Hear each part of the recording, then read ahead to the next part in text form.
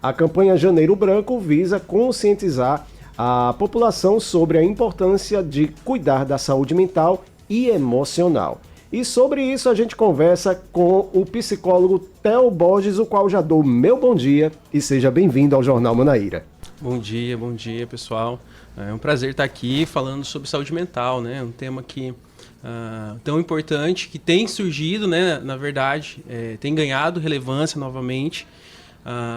E é um prazer poder falar de algo que eu ajudo tantas pessoas todos os dias, né? A construir a sua saúde mental, né? Algo que não é fácil na nossa sociedade. Então, estou bem contente por estar aqui. O volume de pessoas que procura o seu consultório, por exemplo, Theo, aumentou? Olha, desde a pandemia, né, que foi um momento ali muito difícil para as pessoas, a gente viu aumentar a procura, né, por acompanhamento psicológico, e a gente viu um aumento, inclusive, nas ofertas, nas modalidades de oferta, né? Então, antigamente, a gente tinha muito a procura pelo atendimento presencial, né? Sim. Depois da pandemia, a gente viu esse movimento modificar um pouco. Então, a gente tem muita procura pelo teleatendimento, né, o atendimento remoto. E dá na mesma coisa o teleatendimento? Quais são as diferenças entre a percepção que o psicólogo tem em uma sessão remota e numa sessão presencial? Olha, essa foi uma das principais perguntas de pesquisa, né, na época da pandemia, né, se existiria a diferença, né, no impacto promovido pela psicoterapia remota e presencial. E o que os achados das pesquisas mostram é que não existe diferença, né? Não tem uma diferença significativa, né? Porque a terapia ela funciona, né, porque a pessoa está buscando ajuda, né? E aí ela tem o auxílio de um profissional que vai acompanhar ela nessa jornada, né? Então, o modo como esse procedimento acontece, né, não tem tanta interferência no resultado, já que tem uma pessoa ali que está desejando modificar, tem um profissional que está auxiliando, né?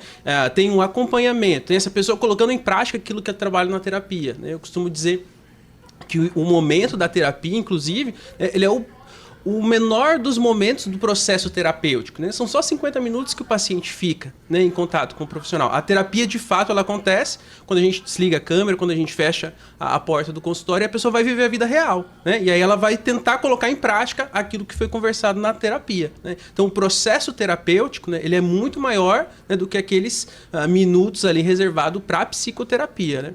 Além da ansiedade, quais são os outros diagnósticos que são mais frequentes?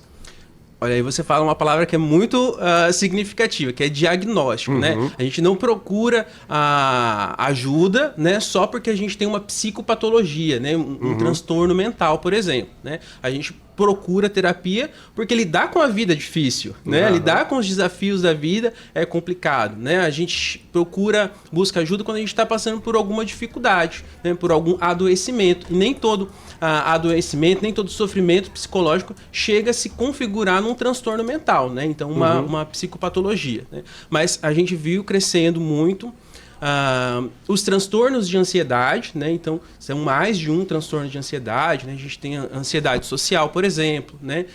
O transtorno de ansiedade generalizada, que é o que costumeiramente as pessoas chamam, né, de ansiedade, né? Isso que as pessoas chamam de ansiedade, de ficar com o peito palpitando, de não conseguir desligar a mente, né? Isso que a gente chama de ansiedade, na verdade, quando é num nível patológico, é um transtorno de ansiedade generalizado, mas a gente tem outros tipos de transtorno de ansiedade. Então, a gente viu esse número, né, de diagnósticos aí sim, né, aumentarem, né, porque, mais uma vez, né, a vida cada vez mais está ficando mais complexa, né? Então, de fato, é difícil lidar com todas essas questões mesmo, né, da vida cotidiana.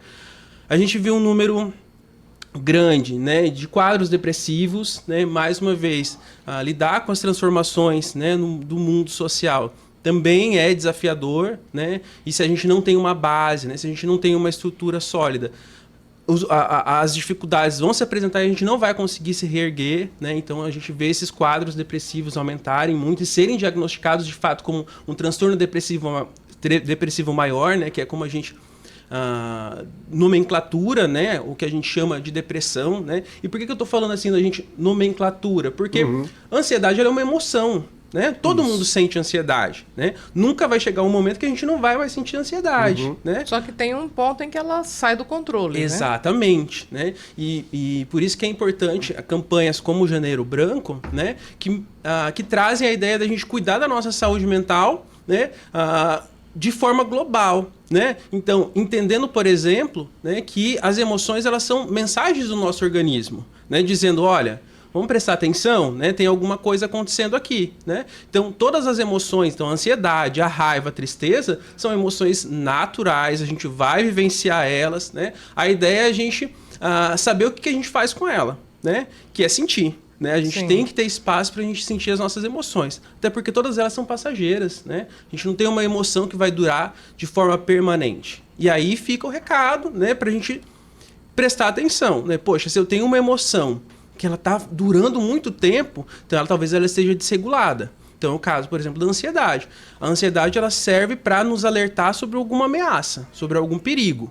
Né? Se eu estou sentindo ameaçado em perigo o tempo todo, e eu realmente não estou, né, sei lá, num conflito, né, de guerra, alguma coisa nesse sentido, né, então eu tenho que prestar atenção. Eu não estou em perigo o tempo todo, eu não estou sob ameaça. Então eu preciso de um processo terapêutico, por exemplo, né, para me ajudar a regular essa emoção. Né? A mesma coisa a tristeza. Né? É natural a gente sentir tristeza. Né? A tristeza ela é uma emoção evolutiva, né, que veio para dizer para o organismo, olha, tem alguma coisa que é valiosa, a gente perdeu.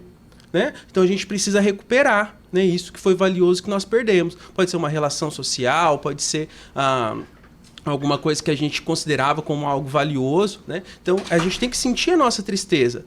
Mas se eu percebo que eu estou sentindo tristeza na maior parte do meu dia, na maior parte dos meus dias, né? Poxa, tem alguma coisa errada, né? Essa emoção já desregulou, né? Ela não está cumprindo aquela função que ela tinha ali de fazer com que eu prestasse atenção naquilo que é importante para a minha vida, né? Então, por isso que o Janeiro Branco, inclusive, a gente fala sobre saúde mental e emocional, né? Porque as emoções, elas são mensagens, elas são fontes de informação, mas muitas vezes a gente negligencia. Sempre que a gente fala de saúde, seja saúde física ou saúde mental, a gente fala em formas de prevenir as doenças, né? Então, como é que a gente pode, por exemplo, diminuir os riscos de desenvolver um problema mental? Ótimo. Veja, quando a gente está falando de transtorno mental, né, a gente tem que pensar que ele é multifatorial. Né? Então, tem uma carga genética, tem uma carga ambiental e tem uma carga psicológica, da forma como você vai vivenciar as situações relacionadas ao estilo de vida. Né? Então, primeiro, né, pensando no que você trouxe de início, né, sobre a saúde de modo global. A gente faz essa divisão de saúde física, mental, emocional, só por uma maneira didática, né? Porque, na verdade, saúde é como um todo, é um único organismo que tem um corpo, que tem uma mente, né? E que sente as suas emoções, né? Então, de modo geral, o que a gente pode pensar? Inclusive, um mote da campanha esse ano, né, é a gente pensar em coisas práticas, né, para a gente manter a nossa saúde mental, né? Então, primeiro, entender que o organismo é um só, né? Então, aquilo que a gente comenta, né, vem sendo popularizado nas redes, né? O básico funciona, né? Então, para eu manter a minha saúde mental, eu preciso estar lá com a minha alimentação saudável, eu preciso estar fazendo uma atividade física, preciso estar dormindo bem, né? Esse seria um primeiro ponto, né? O segundo ponto, aprender a regular as minhas emoções, né? Aprender a sentir, né, o que eu estou sentindo, reservar um espaço no meu dia para poder sentir, né, as emoções, né, senão a correria do dia, as nossas obrigações vão surgindo, a gente vai passando por elas sem nem saber por que eu estou sentindo isso que eu estou sentindo. Né? Então, regular as emoções, aprender a regular as emoções, a sentir elas. Né? Um outro ponto que causa muito adoecimento psicológico, a cobrança, né? Sermos mais autocompassivos com nós mesmos. Né? A gente tem que ter plano, objetivo, mas a gente tem que ser compassivo com a gente mesmo. Né? Se cobrar demais, não traz melhoria. Né? Muito pelo contrário, né? Causa mais adoecimento. Né? E no último ponto, manter relações saudáveis. Né? quando a gente estuda, né? O que faz as pessoas se sentirem felizes, né? Todos os estudos mostram que primeiro que felicidade é difícil da gente mensurar, né? Como é que a gente mensura felicidade? A gente mensura a felicidade com a satisfação pela vida, né? Então a gente observa nos estudos que quando se verifica, né, o que faz as pessoas se sentirem satisfeitas com as suas vidas, né?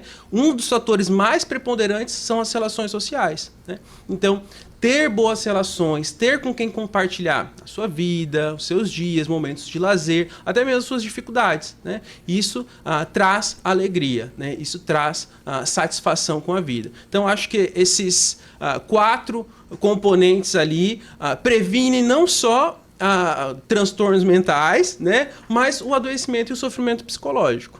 Agora, também o inverso também não é verdadeiro, porque muitas vezes as pessoas se jogam em relacionamentos achando que aqueles relacionamentos são de via dupla. E a gente tem exemplos, inclusive tem na novela, né, uma das novelas que está em cartaz, tem um cidadão super manipulador que ele faz de conta que toma conta da esposa, mas na verdade ele manda nela, ele manipula.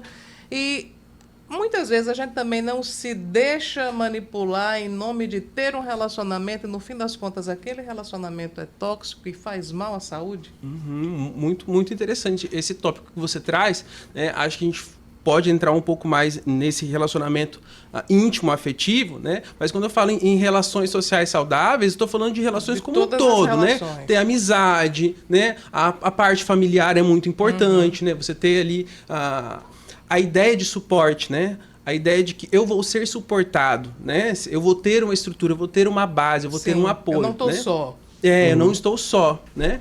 É muito importante. Então é nesse ponto que eu trago essa ideia de satisfação com a vida e felicidade. Mas quando a gente fala sobre relacionamentos afetivos, né, relacionamento íntimo amoroso, né, de fato, às vezes a gente se coloca em algumas situações, né, a gente acaba entrando em algumas situações, mas acho que a gente sempre tem que pensar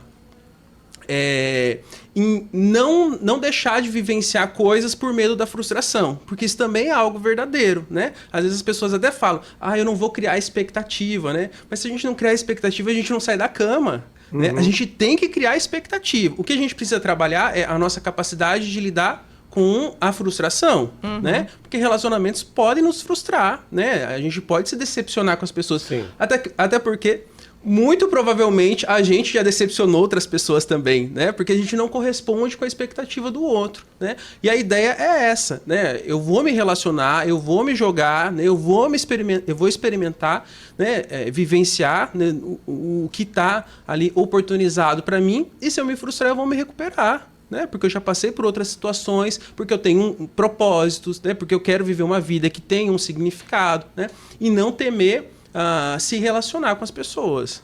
Agora, voltando a falar do equilíbrio das emoções, como é que a gente faz para não se cobrar tanto, seja no trabalho, seja na escola, na universidade, na vida? Como é que a gente faz para não se cobrar tanto? Olha, a pergunta de 1 milhão, né? Né? Como é que a gente faz para não se cobrar tanto? Primeiro, né, a gente tem que pensar que a gente... perfis de pessoas se cobram de maneiras diferentes, né? Eu acho que quando a gente observa, por exemplo, perfis que são muito autocríticos, né? E esses perfis sofrem muito, né? E talvez por isso eles chegam muito, né? No processo terapêutico, na clínica, né? A gente recebe muitas pessoas, né, autocríticas, né? Porque sofrem muito, né? A gente percebe que tentar flexibilizar esse pensamento da cobrança é muito difícil, né? Porque as pessoas acham que se eu parar de me cobrar, né, eu não vou conseguir nada, né? É a cobrança que faz eu estar caminhando, eu estar conseguindo, né? Mas isso não é verdadeiro, né? Porque, e isso é comprovado, né? O que faz a gente se motivar, né, é o reforço, não a punição, né? Então eu ficar me cobrando, eu ficar me punindo, né, eu vou me afastar daquele meu objetivo, né?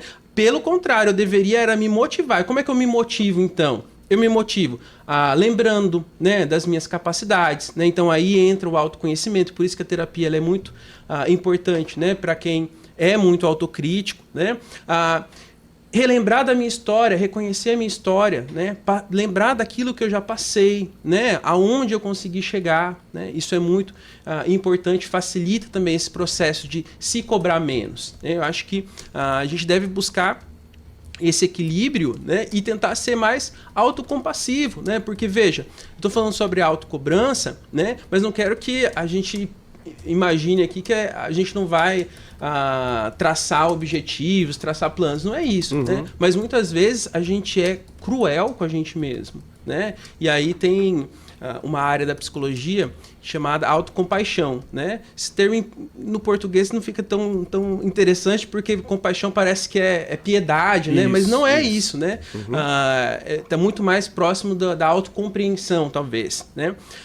E diz assim, né? Esse ramo da psicologia, né? Que a gente deveria, né, para trabalhar essa autocompaixão, a gente deveria nos tratar como a gente trata os nossos amigos, né? Então, por exemplo, quando a gente acaba entrando num relacionamento, né? Para usar o seu exemplo ali, né? Um relacionamento que foi frustrado, né? Que foi tóxico, que a gente não viu, né? Muitas vezes a pessoa se culpa, né? Fala, poxa, né? Eu entrei, eu não escutei os outros, né? Mas se fosse uma amiga, né? Que estivesse passando por essa situação, a abordagem seria outra, né? Ia falar, não, mas olha o que você estava vivendo, né? Talvez não tinha como você sair daquele momento, né? Ou seja, né? Às vezes com os nossos amigos, né? A gente é muito mais compreensivo, né? Do que a gente é com a gente mesmo, né? Então a terapia focada na autocompaixão, por exemplo, né? Essa abordagem da psicologia que eu comentei, né?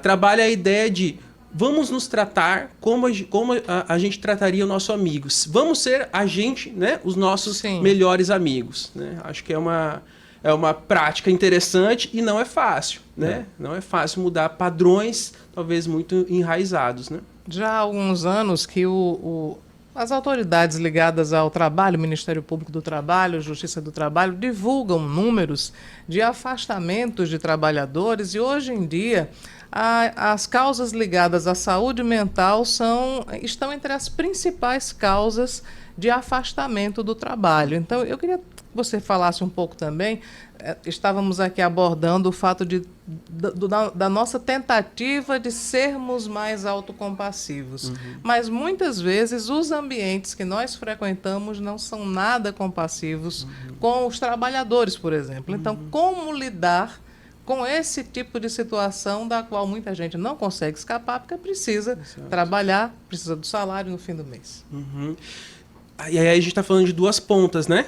A gente está falando do trabalhador, né? Que ele está sofrendo por esse ambiente, né? E aí a gente está falando até, talvez mais do que ambiente, né? Esse contexto do mundo do trabalho atualmente, né? É um contexto onde deixa as pessoas totalmente inseguras, né? Facilmente substituíveis, né? A gente está chegando ali, né, com esses modelos, né, de automação, né, inteligência artificial, né, que vai colocar né, mais trabalhos em jogo, inclusive, né? Mas a gente tem um outro lado também que é das empresas, né? Então, num primeiro momento seria interessante a gente pensar que a empresa ter esse ambiente, ter esse contexto, né, extremamente competitivo, que não liga para a saúde mental, né, muito pelo contrário, né, demanda atrás de demanda, né, o trabalho invadindo, inclusive, né, a casa, né, um momento de lazer, um momento de descanso, né, isso é ruim para a empresa. Né? Isso é uma estratégia burra, né? A empresa não ter, por exemplo, né, um setor dentro, né, dos seus recursos humanos, por exemplo, voltado para a promoção da saúde mental. Né? A empresa perde, né? A empresa que não está ligada, né, à saúde do trabalhador, à saúde mental do trabalhador, ela também perde, né? Porque ela não perde só esse profissional que vai adoecer e ficar afastado e isso só por isso já tem um gasto, né?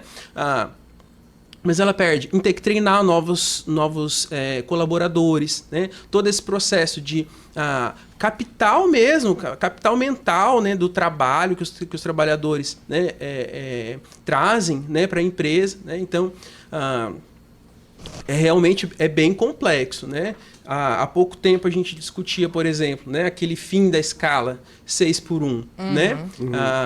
E aí, muitos estudos, né, vieram dizer que, por exemplo, a gente está na contramão dos países mais desenvolvidos do mundo. né? Os países mais desenvolvidos do mundo já optaram por outro tipo de escala de trabalho, né? Até porque o mundo do trabalho vai se modificar. Né? Menos pessoas terão trabalho. O que a gente vai fazer com essas pessoas? Né? Então a gente precisa potencializar essas pessoas, né? Senão elas vão ficar adoecidas de fato. Né? O trabalho é algo muito importante para o ser humano. Né? A gente tem que se sentir em movimento, produzindo. Né? Então eu acho que essas são alternativas que as empresas, por exemplo, têm que pensar. Aí do lado do trabalhador, né? Buscar momentos de escape. Momentos para ficar com a sua família, aproveitar a sua vida, né? Deixar um pouco de lado, né? A parte de demanda, né? Tentar colocar esse freio, né? Entre, olha, a partir desse momento eu não sou mais funcionário, né? Eu preciso pensar em o que eu quero fazer da minha vida para aproveitar esses momentos que eu tenho, né? Acho que essas são algumas estratégias, e acredito inclusive que, assim como o tópico, né, da saúde mental tem voltado, tem chegado, né, tem surgido com mais força, acho que a gente vai começar a falar também, né, da saúde mental dentro do ambiente do trabalho. Né? Acho que essa vai ser uma demanda que vai existir, que vai forçar, na verdade, as empresas a falarem sobre isso, né? A abrirem mais espaço para falar sobre a saúde mental do trabalhador.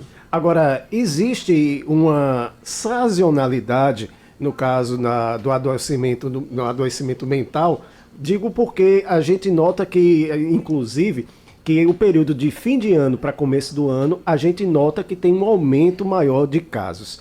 Isso procede ou é apenas assim uma ideia que a gente tem por a gente ver mais a divulgação? Olha, eu acho muito interessante essa pergunta, porque eu acho que ela faz total sentido com... Por que é escolhido o Janeiro Branco, né? A ideia, né, do Janeiro Branco surge muito dessa ideia de... começo do ano a gente tem uma concepção de... não, agora aqueles meus planos, né, que eu tentei no ano passado, agora vai sair, né? A gente tenta se modificar, se motivar, né? Então a ideia é de começar uma página em branco mesmo, né? De parar de se cobrar, por exemplo, né, do que não foi feito no ano passado, né, para tentar traçar o que eu quero construir esse ano, né? É uma forma da gente pensar em possibilidades, né?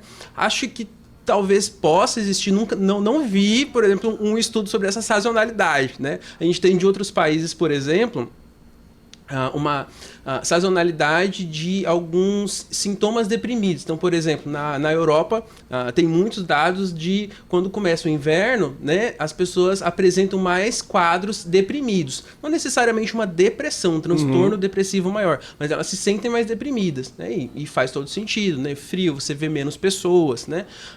No Brasil a gente não tem esse quadro, né, do clima tão forte, né? Mas o que acontece no final do ano? É um momento de festas, né? Então, quando você não é convidado para muitas festas, o seu círculo social, né, é limitado, né? Ou até mesmo os ambientes familiares, né? Nem sempre todos os ambientes familiares são saudáveis, né? Por muito tempo a gente... hoje em dia há muitas pessoas que vivem sozinhas e que nem sempre têm vínculos familiares, né? Então esse momento do fim do ano, ele é um momento de muito questionamento para muita gente. Perfeito, né? Perfeito, né? E aí aquilo que a gente comentou anteriormente sobre a cobrança, né? Por isso que é importante o processo terapêutico, né, no final do ano, né? E a gente tem uma procura interessante no final do ano, né? Porque às vezes a pessoa se culpa, né, por não ter esses laços profundos, né? Mas é preciso, né, reestruturar esse pensamento que não necessariamente o fato de o seu círculo social ser pequeno ou seus laços, né, não serem tão profundos, né, é uma culpa sua, né? Sei lá, às vezes tem a própria personalidade da pessoa, né, é mais introspectiva, o ambiente que ela está inserido, né? Por exemplo, você falou um ambiente de trabalho que é adoecedor, eu não quero formar vínculo com ninguém daquele lugar, eu quero só sair de lá o mais rápido possível. Então, eu já me dificulta, né? E é culpa minha? Né? Não é culpa minha, né? Então, acho que é muito importante, né, esse processo da gente conseguir olhar para o que a gente vivenciou, né, e não personalizar aquilo, né?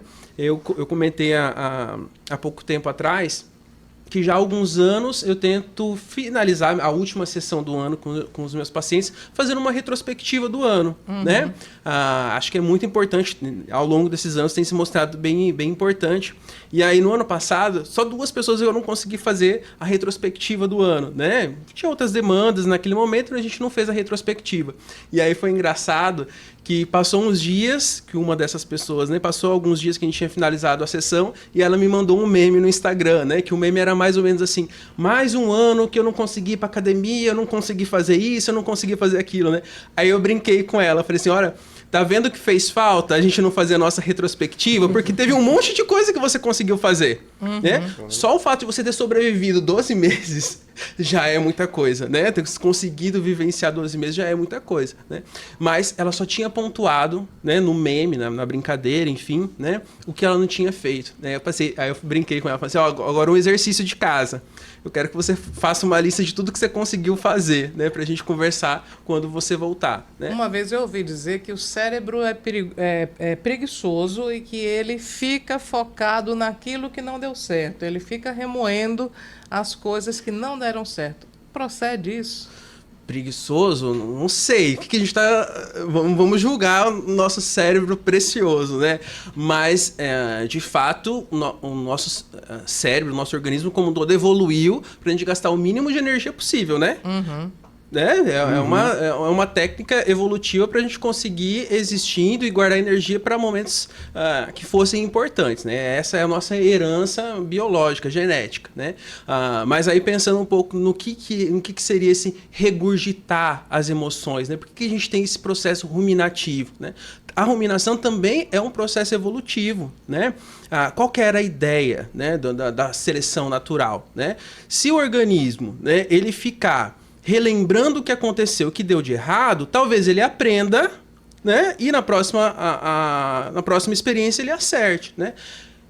Esse foi a nossa inscrição, né, biológica, mas não necessariamente essa ferramenta no mundo de hoje funciona, né? Porque imagina a gente ficar regurgitando tudo que deu errado, né? Tudo que nos frustrou, né?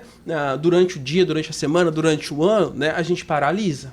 Né? Então, a ruminação ela foi uma estratégia evolutiva, mas que já se tornou disfuncional no mundo de hoje. Né? Antigamente, a gente vivia em pequenos grupos, né? Eram poucas coisas, né, que saíam do controle, né? Ou pelo menos comparado ao mundo de hoje, que a gente não tem controle sobre praticamente nada do que acontece a partir do momento que a gente sai de casa. Né? Então, essa experiência, né, essa estratégia de ruminar já ficou desadaptativa, né? A gente tem que trabalhar isso, né?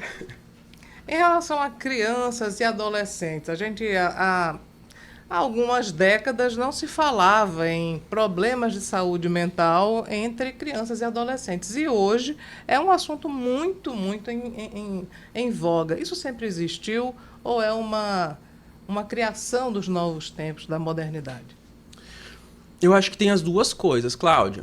Acho que adoecimento e transtorno mental sempre existiu, né? Por exemplo, dentro dos transtornos de ansiedade, né, que eu comentei, né, que são mais de um transtorno de ansiedade. A primeira manifestação de um transtorno de ansiedade se dá na infância com o transtorno de ansiedade de separação. Né? Então, aquela criança que sofre, né, sofre demasiadamente quando ela está, né, na ausência do cuidador. Né? Então, sempre existiu esse transtorno, por exemplo. Né? Mas aí você traz, ou é alguma coisa dos nossos tempos? Também faz sentido, né? A minha geração, por exemplo, né? Eu tenho 35 anos, a minha geração modificou muito, né? A minha infância é muito diferente da infância dos dias de hoje, né? E aí a gente tem alguns elementos que são, por exemplo, causadores de adoecimento e sofrimento psicológico, como, por exemplo, as redes sociais, né? Então, hoje a gente tem crianças, né, adolescentes muito jovens, né, expostos no mundo artificial, né, o mundo da internet, um mundo totalmente artificial, mas sofrendo fisicamente, né, as causas daquela valorização de um mundo artificial. Isso não existia, né? Sei lá, eu fui ver, a primeira rede social que eu vivenciei foi o Orkut. Já me entreguei também, né? E era diferente, né? Não era nada tão rápido, porque hoje o Instagram, principalmente, eu não tenho TikTok, mas acho que deve ser a mesma coisa, tudo tem que ser instantâneo, né? Você fica passando ali o tempo inteiro e o Orkut não. Você olhava, você lia legenda, Tinha um outro ritmo, Eu mesmo né? olhava Orkut, na época do Orkut, eu olhava hoje, passava o dia todinho, só ia olhar novamente no outro dia. Pois é. Né? Isso foi se tornando cada vez mais frenético e nos tornando também meio que escravos dessa aceleração. Isso. Né? E o nosso cérebro não teve tempo, né, para se transformar, né, se adaptar, né? Então você trouxe esse exemplo ali, né? A gente tinha ritualizações para entrar na internet, né? A gente era um ser humano, Sim. né, com as nossas individualidades. Em algum momento do dia a gente, né, socializava Isso. virtualmente com outras pessoas, né? Isso hoje já não existe mais, né? A gente e o nosso ser digital é uma coisa só, o ser físico e o ser digital já é uma coisa só, né? Aquela valorização virtualizada, ela já é importante no mundo real, né? O que não era há alguns anos atrás, né? E a gente não teve tempo, né, o nosso cérebro, e aí físico mesmo, biológico mesmo, né?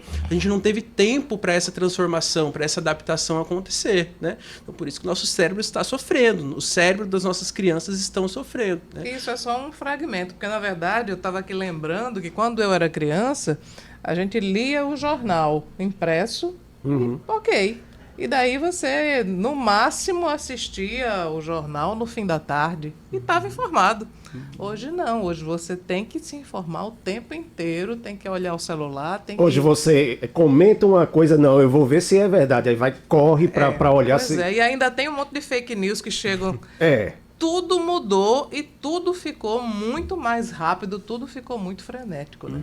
Exatamente, exatamente, né? E aí, por isso que é tão interessante, né, que os pais observem, né, esses espaços, né, que as crianças estão tendo para existir enquanto criança mesmo, né? Enquanto fazer coisas de crianças, interagir com outras crianças, não só no mundo online, né, no mundo digital, né? E se perceber, por exemplo, que, né, que essa criança está precisando, né, tá tendo dificuldade para sentir as próprias emoções, por exemplo, né, porque a emoção é a nossa primeira linguagem, né? A gente sente primeiro, depois a gente aprende o que é essa emoção, né, para hoje, enquanto adultos, né, lidarmos com elas, né? Mas a indicação aos pais tá percebendo que seu filho está com alguma dificuldade, né? Dificuldade de processar a emoção, né? Ficando irritado demais, né? A gente tem relatos, por exemplo, só fazendo um parêntese, né? De pais que tentam, né, colocar um limite, né, no celular, né, em vídeo, assim, e a criança entra em estado de raiva e de irritação muito grande, né? Então, tá muito claro, só por essa descrição desse quadro que eu disse, que essa emoção está desregulada. É uma espécie de dependência, né? Então, a gente tem que cuidar para que não se transforme, né? Porque o mecanismo da dependência digital não é diferente do mecanismo cerebral da dependência química, por exemplo, né? Da dependência de sexo, de jogos, né? Dependência é uma coisa só, é um emaranhado só no nosso cérebro, né? Então, imagina, né? A gente não falaria, né? Não aceitaria com facilidade dizer uma possibilidade que o nosso filho adolescente fosse um dependente químico, né? Por que dependente digital, né? Ou de um smartphone, né? Que a gente ainda nem tem nomenclatura, né? Como é que a gente chama, né, esse novo vício, né? É vício em tela, né? A princípio, né, o termo que tem sido mais utilizado é vício em telas, né? Mas não sei se também faz muito sentido, porque não é qualquer tela, né? É uma tela que tem uma certa interação virtualizada, né? Enfim, estamos vivendo esses novos tempos também, né? Mas é muito importante esse olhar da família, né, para esse adolescente, né, para essa criança, e não também tentar culpabilizá-lo, né, por estar muito tempo na internet. Existe uma parcela gigantesca de responsabilidade dos pais, né? O que os pais estão oferecendo para a criança ali e para o adolescente? Se ele não estiver na tela, ele vai estar o quê? Ele vai estar com você, interagindo com você, indo pescar, né? Estou falando uma atividade assim que antigamente a gente fazia. Isso aí é para pescar com o pai, né? Isso aí é para jogar bola com o pai, né? O que os pais estão oferecendo de atividades de substituição à tela, né? Porque se for para tirar a criança do celular, para ficar sem fazer nada no sofá, será que essa é a vantagem? Ele vai, de fato, ficar sentado no sofá, vai ficar assistindo TV? Enfim, né? Pensar a gente vai substituir isso pelo quê? Né? E aí trazer a família de novo, né? Trazer a família pro contexto, né? Olhar para essa família, reunir essa família de novo.